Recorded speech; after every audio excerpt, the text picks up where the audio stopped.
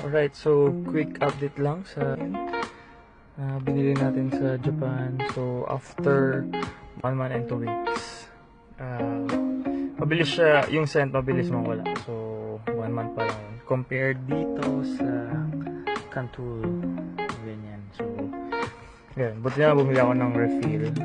May kasama ng refill. So 4 pieces na refill from Japan. So yan, kabilang ulit natin. Let's go! Ang hirap mag one hand. So yan, ito yan. So press then pull. Ito yung bala. Yan lang. May amoy pa naman pero hindi na siya ganun ka amoy like nung bagong bukas. So 1 month and 2 weeks lang. Yan, refill tayo bago.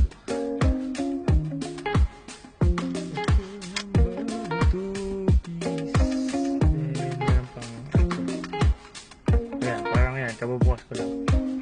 Grabe yung amoy niya. Amoy na amoy talaga. Done.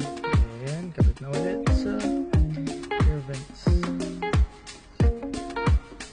Ito pa, change natin. Pull, push, then pull. Ayan, lalabas na.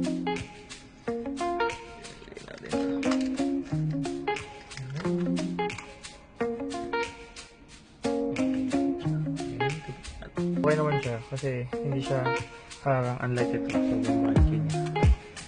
So, ay lang, mabilis lang mawala yung scent niya about 1 month and 2 weeks. Or sabihin na natin 1 month lang siya. Ito kasi parang tumatagal sa akin 3 months may amoy pa. Then kabilaan siya. Open yung top, then open yung baba. Ganun siya. Peace!